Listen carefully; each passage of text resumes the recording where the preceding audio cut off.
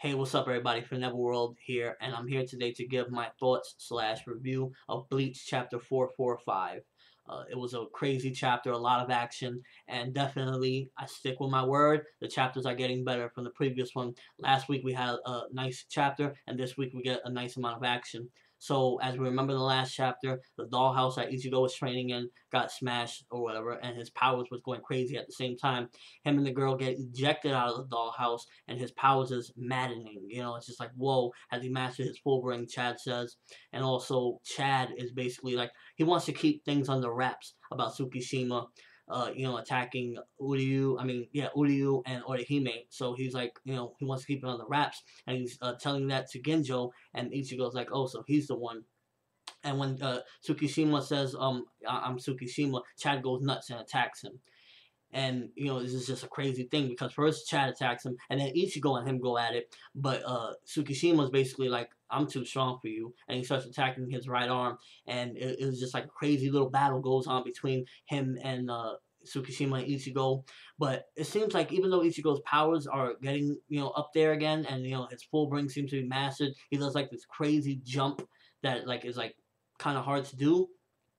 It's still like he can't really tangle with Tsukishima. So in the end of the chapter, Genjo jumps in and stops him. He says, "I can't let you two fight just yet." This chapter was definitely dope in my opinion. I thought it was nice to see all this action. The action is actually picking up finally, and in a good way. It's not just like boring old little fights. We get to see Chad jump in real quick with his arm. Looking cool as ever, and some of the mystery is finally fading away because now we really know that Tsukishima is a bad guy. In fact, him and Ichigo go at it and stuff. That was very fun to see as well. I was really enjoying the action between Ichigo and Tsukishima. He gets slit one time on his arm, Ichigo, and just the fight was just amazing. In my opinion, this was definitely a dope chapter.